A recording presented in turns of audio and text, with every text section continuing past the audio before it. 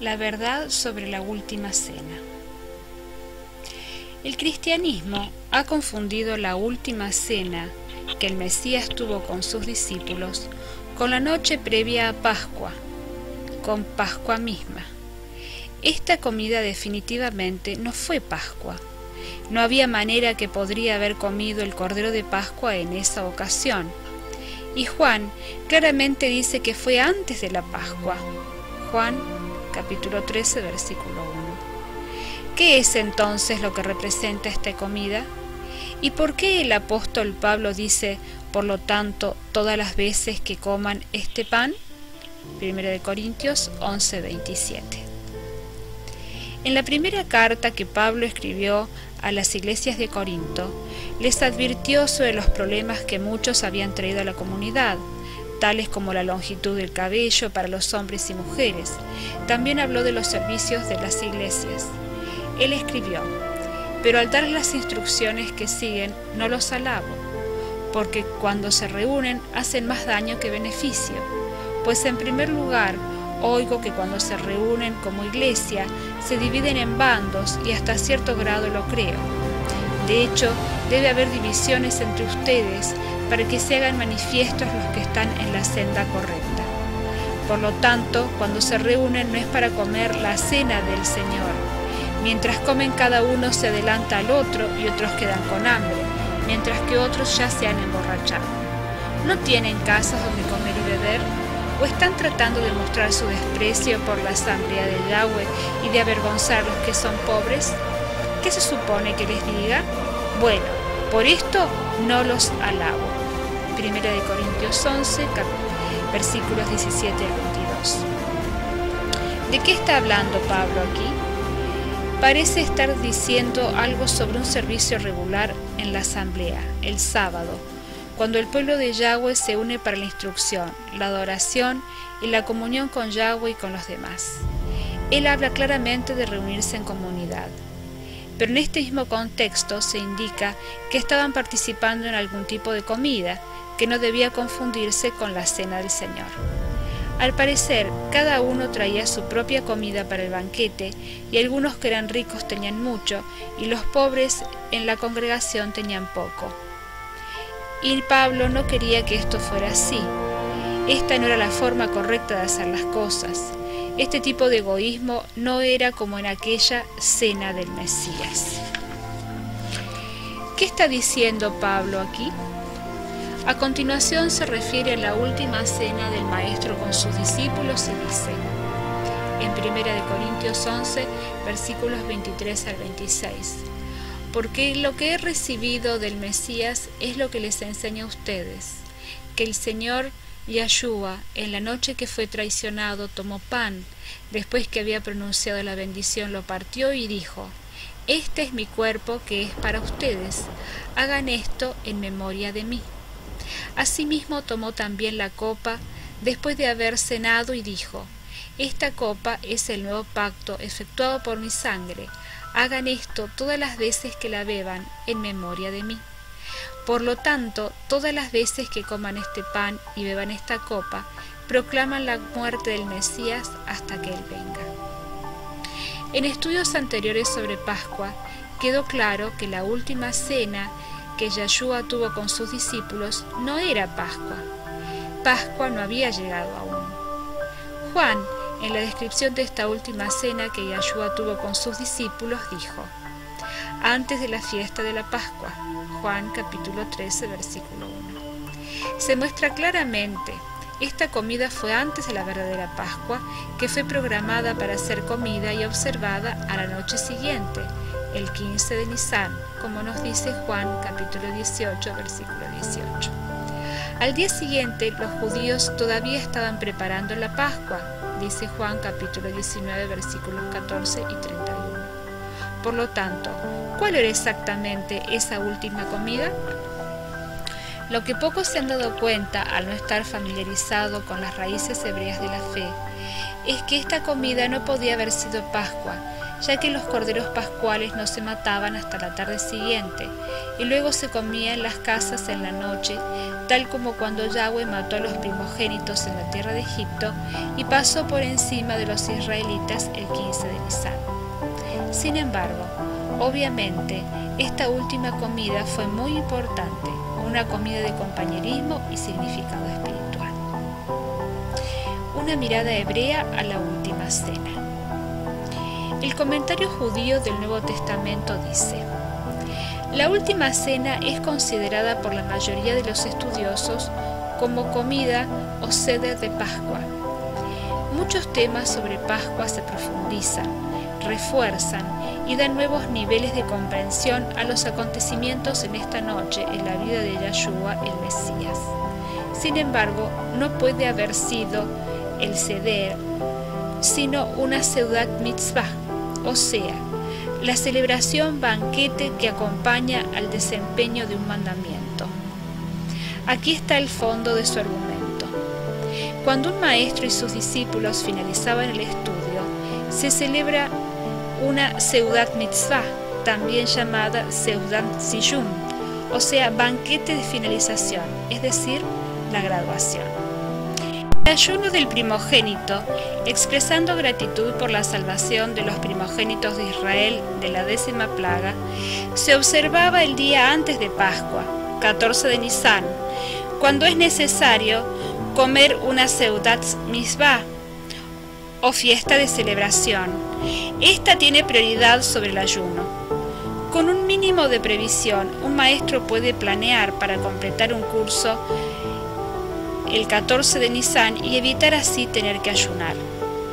Al hacerlo, no se interpreta como engaño y de hecho se ha convertido en la costumbre. La tradición del ayuno de los primogénitos se remonta un par de siglos antes de la Pascua de Yahshua. La celebración se aplicaba en el primer siglo al haber completado cualquier curso de estudio. Entonces Yahshua pudo haber dispuesto que él mismo y sus discípulos leyeran un libro del Tanakh el 14 de Nisán. Ya que Yahshua sabía que iba a morir, consideró apropiado completar con sus discípulos el curso terrenal de estudio con una comida especial. Esta solución también resuelve el conflicto que se percibe en el Evangelio de Juan y las crónicas sinópticas sobre el momento de la última cena. En otras palabras, hay mucho más en este pasaje de 1 de Corintios 11 y su significado de lo que se supone. Aunque no hay duda de que el Mesías presentó los nuevos significados del pan y el vino en la última cena, como representación de su cuerpo roto y su sangre derramada, y que estos símbolos están directamente involucrados en la cena de Pascua celebrada el 15 de Nisán. Es también un hecho que esta última comida fue un día antes de Pascua. También es un hecho que Yahshua no les dijo a sus discípulos que deberían instituir un nuevo mandamiento o un nuevo día santo y comenzar a observar el 14 de Nisán en la víspera como un monumento de esta última cena. Sin embargo, él estaba teniendo una comida final con ellos y una única y especial cena de compañerismo con ellos, en el que todos estaban relajados, descansando a gusto y experimentando una unidad muy cercana entre sí. Esto era similar a la cena de Pascua en algunos aspectos, pero sin embargo diferente. La palabra griega artos. Curiosamente, cuando Yahshua celebró la última cena con sus discípulos, la palabra de Juan que se vierte al griego era deipnon, que significa la cena, la comida principal. Se utiliza para la última cena que Yahshua celebró con sus discípulos y otra de las comidas principales del día. Ver Marcos capítulo 6 versículo 21, Lucas 14, 12, 16, 17 y 24, Lucas 22 versículo 20, Juan 12, 2, 13, 21 y 1 de Corintios 11, 20 al 21, Apocalipsis 19, 9 y versículo 17. Esta palabra nunca se usa para un festival anual o Pascua, simplemente se refiere a la comida principal del día, generalmente por la tarde. Además, en esta última cena no hay ninguna mención de que se come cordero, que habría sido necesario si se tratara de la Pascua. Los relatos de las crónicas no habrían olvidado mencionar una característica tan importante. Pero más importante aún es el hecho de que la costumbre de Israel de aquel tiempo y siempre ha mostrado que los panes sin levadura no se comían en los días antes de la fiesta de los panes sin levadura, por lo que la fiesta se distingue como algo distinto y real. Por lo tanto, si Yahshua y sus discípulos hubieran comido pan sin levadura en la noche del 14 de Nisán, habrían violado la costumbre y la práctica hebrea. Es muy importante, por lo tanto, darse cuenta. Cuando Yahshua se sentó en la cena, en esa última cena con sus discípulos, mientras ellos comían, Yahshua tomó un pedazo de pan, pronunció una bendición, lo partió y lo dio a sus discípulos y dijo: «Tomen, coman, este es mi cuerpo». Mateo 26:26. La palabra pan, que se ha vertido del hebreo al griego, aquí es artos y significa un pan. Esta misma palabra se usa en Mateo 4, versículos 3 y 4. El hombre no vive solo de pan. En Mateo 6:11 dice: nuestro pan de cada día, y Mateo 16:12, la levadura del pan, etc. Esta palabra se utiliza a menudo para pan fermentado. Por lo general, siempre que sea pan sin levadura se entiende. Esta palabra es precedida por la palabra griega que significa sin levadura, que es asumé, que significa incorrupto, sin levadura. Sin embargo, en los tres relatos de las crónicas sinópticas de la última cena de Yahshua y sus discípulos, en Mateo 26:26, Marcos 14:22, Lucas 22:19, los escritores siempre usan solo la palabra artos, lo que significa pan. Por lo tanto, la indicación clara es que en la última cena Yahshua utiliza pan con levadura normal y dijo: tomad, comed, este es mi cuerpo. Aquí está una prueba más que esta cena no era y no podía haber sido la Pascua. El verdadero pan de la última cena. Otra prueba que Yahshua y sus discípulos no podrían haber comido la Pascua con su pan sin levadura en la última cena, en la víspera o el inicio del 14 de Nisán, es la ley hebrea de ese tiempo. Se trata de un hecho histórico que cuando las escrituras usan la expresión celebró Pascua, por ejemplo en Esdras 6:19, se refiere estrictamente a la muerte del Cordero de la Pascua, el día 14 de Nisán, mientras que la expresión comer la Pascua se cumple la noche del 15 de Nisán, que fue el comienzo de los panes sin levadura, o sea, en la noche de guardar para siempre. La razón de por qué esta tarde se llamó la noche de guardar para siempre se debía a que la comida de Pascua fue siempre comida como la primera comida en la fiesta de los panes sin levadura. Asimismo, de acuerdo a la ley de Israel, en la época estaba totalmente prohibido comer pan sin levadura durante el período de 24 horas antes de la primera noche de los panes sin levadura. Esta era una distinción que se hace por la ley para santificar la fiesta del pan que se come en los días anteriores. Esto significa que Yahshua y sus discípulos no pudieron haber comido pan sin levadura la noche antes de la noche de guardar para siempre. Además, las crónicas indican que Yahshua estaba guardando el ayuno de los primogénitos durante las horas del día de la crucifixión. Se trataba de un ayuno durante el día observado por todos los israelitas primogénitos. Claramente, entonces, el pan que Yahshua partió y dio a sus discípulos durante la parte inicial del 14 de Nisán, en la noche, en su última cena con ellos, debe haber sido, y de hecho, era pan con levadura. Usted dirá, ¿pero puede ser esto? ¿Puede el pan con levadura, así como los panes sin levadura, representar el cuerpo del Mesías? La respuesta es un rotundo sí. En Levítico 23:17, con respecto a la fiesta de Pentecostés, leemos: traerán pan de sus casas para mecerlo, 2 panes hechos de un galón de harina fina, horneado con levadura, como primeros frutos para Yahweh. En este caso, ciertamente, no representan sin. ya que nada contaminado podría ser ofrecido a Yahweh. Ofrecer pecados a Yahweh sería un sacrilegio como ofrecer carne de cerdo. Veamos, por lo tanto, lo que el comentario Jamieson, Fawcett y Brown tiene que decir sobre este pasaje de Levítico 23. Estos panes eran de harina de trigo. La cantidad contenida en ellos es algo más que 5 kilos de peso. A medida que la gavilla daba la señal para el comienzo, los 2 panes solemnizaban la terminación de la temporada de cosecha. Eran los primeros frutos de esa temporada que se ofrece a Yahweh por el sacerdote en nombre de toda la nación. Ver Éxodo 34:22. Los panes utilizados en la Pascua eran sin levadura. Los que se presentan en el día de Pentecostés tenían levadura. Una diferencia que explica que el uno era un pan memorial del pan elaborado a toda prisa de su partida, mientras que el otro era un tributo de gratitud a Yahweh por la bendición diaria de los alimentos que fue leudado. Por lo tanto, incluso pan con levadura es un tipo del cuerpo del Mesías y representa su carne que se ha dado con los pecados del mundo. Para Israel, los panes sin levadura representaban aflicción y pobreza, como cuando los israelitas salieron de Egipto, pero los panes con levadura, que se presentaban el día de Pentecostés para Yahweh, tipificaban abundancia y riqueza.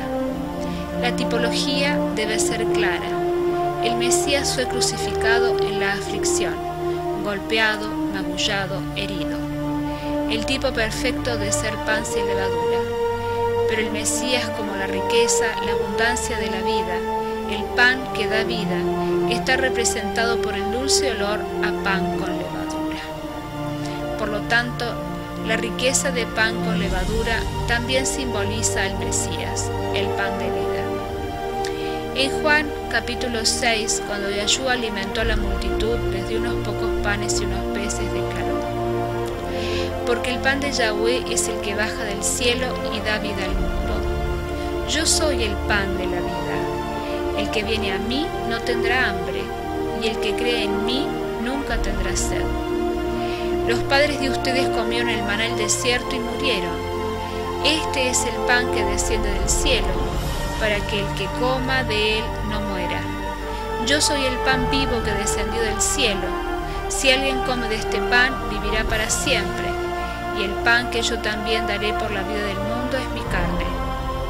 Los judíos, por tanto, discutían entre sí diciendo: ¿cómo puede éste darnos a comer su carne? Entonces Yahshua les dijo: en verdad les digo que si no comen la carne del Hijo del Hombre y beben su sangre, no tienen vida en ustedes. El que come mi carne y bebe mi sangre tiene vida eterna, y yo lo resucitaré en el día final, porque mi carne es verdadera comida y mi sangre es verdadera bebida. El que come mi carne y bebe mi sangre permanece en mí y yo en él. Como el Padre que vive me envió y yo vivo por el Padre, asimismo el que me come, él también vivirá por mí. Este es el pan que descendió del cielo, no como el que los padres de ustedes comieron y murieron. El que come este pan vivirá para siempre. Juan capítulo 6 versículos 33 al 58. Yahshua entonces es el pan de vida. Esta es una realidad. Esto no es solo la Pascua. Durante todo el año, todos los días, día tras día, el Mesías sigue siendo y es el pan de vida que ha bajado del cielo. Deberíamos, no como el que los padres de ustedes comieron y murieron. El que come este pan vivirá para siempre. Juan capítulo 6 versículos 33 al 58. Yahshua entonces es el pan de vida. Esta es una realidad. Esto no es solo la Pascua. Durante todo el año, todos los días, día tras día, Yahshua el Mesías sigue siendo y es el pan de vida que ha bajado del cielo. Deberíamos comer de este pan todos los días a medida que estudiamos las Escrituras. Ahora podemos darnos cuenta de lo que ha tratado Pablo en 1 Corintios capítulo 10, hablando sobre el tema del vino otra vez, pero no necesariamente en un contexto de Pascua. Dice en los versículos 15 al 22: Les hablo como a sabios, juzguen ustedes lo que digo. La copa de bendición que bendecimos, ¿no es la participación en la sangre del Mesías?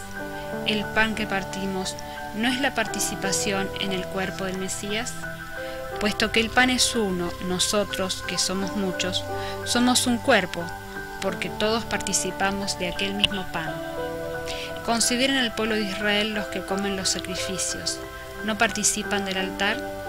¿Qué quiero decir entonces? ¿Que lo sacrificado a los ídolos es algo o que un ídolo es algo? No, sino que digo que los gentiles sacrifican a los demonios y no a Yahweh. No quiero que ustedes sean partícipes con los demonios.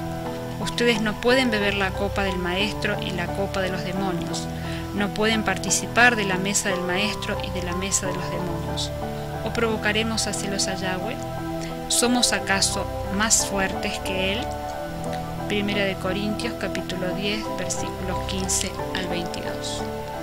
Es obvio que durante la Pascua, el 15 de Nisan, participamos desde el mismo pan sin levadura, lo que representa el cuerpo del Mesías, así como la copa de la bendición, el vino, lo que representa su sangre derramada como nuestro Cordero Pascual. Pero en la carta a Corinto, el apóstol Pablo no está discutiendo sobre Pascua, sino sobre algo muy distinto. Si estuviera hablando de la Pascua, ¿por qué no lo llaman Pascua? En segundo lugar, ¿por qué conectar esta comida con pan y vino con servicios regulares de la asamblea cuando se reúnen como comunidad? En tercer lugar, ¿por qué si se tratara de la Pascua menciona Pablo el elemento tiempo cuando participamos de esta comida especial? Tan a menudo como comieres este pan, versículo 26. La frase todas las veces o a menudo indica no un evento de aniversario, sino un periodo de tiempo indefinido, de duración desconocida o variable. Dice el comentario Jameson Fawcett Brown: muchos han asumido en el pasado que la última cena de Yahshua fue la Pascua. Por lo tanto, concluyen que 1 de Corintios 11 también debe referirse a la Pascua. Sin embargo, esta suposición no es cierta. Por lo pronto sabemos que la última cena de Yahshua con sus discípulos fue en realidad un día antes de la verdadera Pascua, que tenía que ser una comida sagrada en comunión. Esto arroja nueva luz sobre el significado real que expone Pablo en 1 Corintios 11. Fijémonos en este capítulo con atención a través del comentario. El versículo 20. Cuando os reunís en un solo lugar, esto no es comer la cena del Señor, dice el comentario. No es posible comer una verdadera cena del Señor donde la unidad no existe, donde cada uno come con avidez de su propia cena y algunos quedan completamente excluidos al no esperarlos, donde algunos son borrachos y los demás pasan hambre. En la fiesta de amor que tuvo el Señor, comieron y bebieron juntos primero lo terrenal, a continuación el alimento celestial, en señal de su unidad de tiempo y la eternidad. Fue a causa de los excesos que se llevaban a cabo lo que hizo que fuera cuestionada una verdadera celebración de la Cena del Señor. Entonces, ¿cuántas veces debemos celebrarla? Este servicio de alimento sagrado no es una conmemoración anual en absoluto. Se participa varias veces o a menudo. Esto incluso puede significar tan a menudo como semanal, siempre que fuera posible en las sinagogas. Luego del servicio de la congregación, a menudo se reunían para una cena de compañerismo. Pablo no establece un tiempo para esta comida maravillosa de comunión, modelada después de la última cena del Maestro con sus discípulos.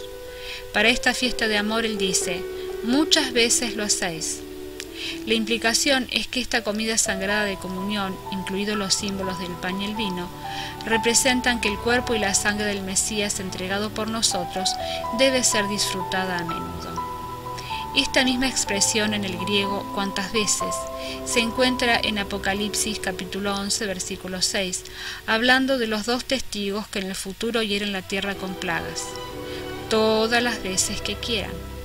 Por lo tanto, Pablo no está hablando de la Pascua aquí, sino está hablando de una comida de compañerismo sagrado hecha a menudo, pero no sobre una base anual o programada como base de un festival anual. Que la decena del Señor se centra en el recuerdo de Él, implica que Él está ausente del cuerpo, aunque espiritualmente presente, porque no podemos celebrar ausentes. Luego de la ascensión del Mesías, dice Hechos 2, 42 al 47, y se dedicaban continuamente a las enseñanzas de los apóstoles, a la comunión, al partimiento del pan y a la oración. Sobrevino temor a toda persona y muchos prodigios y señales se hacían por los apóstoles. Todos los que habían creído estaban juntos y tenían todas las cosas en común. Vendían todas sus propiedades y sus bienes y los compartían con todos según la necesidad de cada uno. Día tras día continuaban unánimes en el templo y partiendo el pan en los hogares comían juntos con alegría y sencillez de corazón, alabando a Yahweh y hallando favor con todo el pueblo.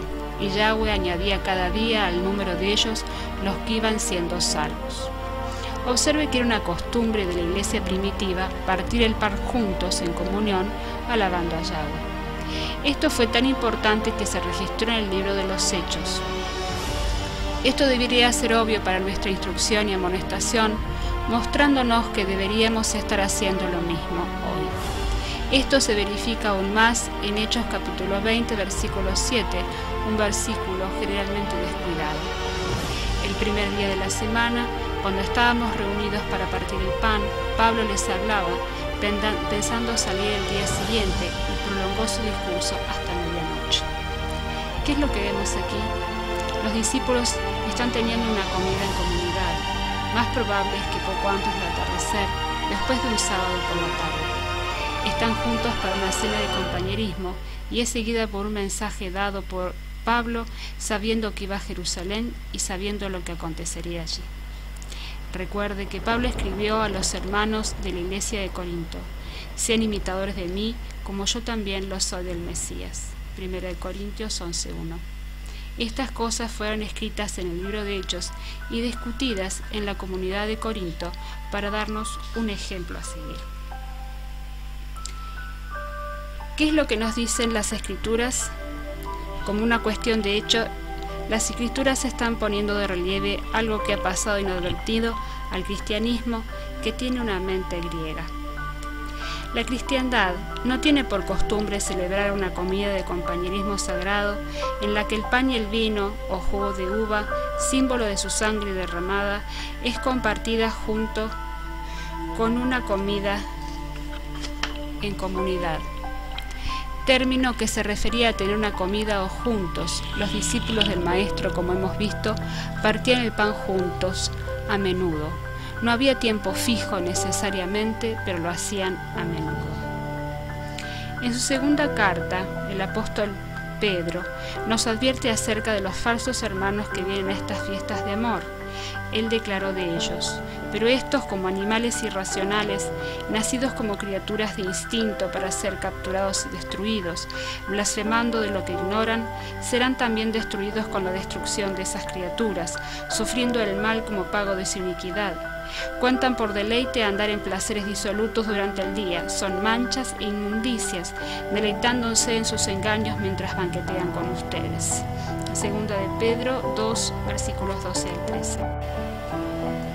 Adam Clark dice en su comentario de las fiestas de amor que se describen en este pasaje: las fiestas de amor de las que el apóstol habla estuvieron en uso en la comunidad nazarena primitiva hasta el siglo IV, cuando por el Consejo de la Odisea se las prohibió.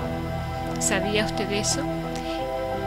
Estas fiestas de amor originales o comidas sagradas eran celebradas a menudo por la comunidad primitiva, tomando el modelo de la última cena del Maestro con sus discípulos. Fue la costumbre de la comunidad nazarena verdadera y como tal fue prohibida por la Iglesia Católica Romana en el Concilio de la Odisea.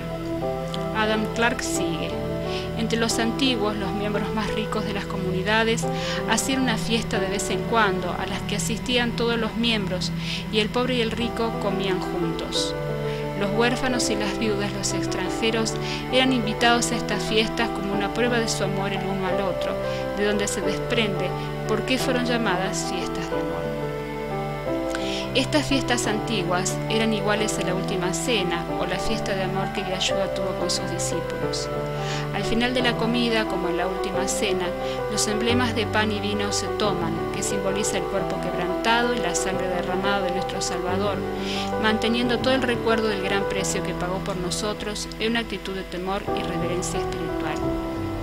Con el transcurso del tiempo, sin embargo, incluso estas maravillosas comidas de comunión sagrada se convirtieron en un problema debido a los infiltrados y falsos hermanos que trataron de pervertir y utilizarlas para exaltar su propia autoridad. En lugar de una comida de verdadera comunión, comiendo todos y compartiendo todos en las mismas mesas como lo hizo el Mesías con sus discípulos, aunque él estaba sobre ellos la autoridad, como una familia feliz grande, estos engañadores falsos se exaltaban a sí mismos.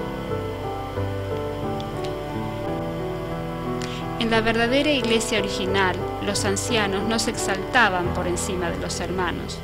Los verdaderos pastores no se comportaban como teniendo señorío sobre los que les habían sido confiados, sino demostrando ser ejemplos del rebaño, como se aconseja en 1 de Pedro, capítulo 5, versículo 3. No había ninguna división o separación entre los ancianos y los hermanos en estas verdaderas fiestas de amor. Era un ambiente familiar verdadero, tal como la comunidad de Yahweh es la familia de Yahweh.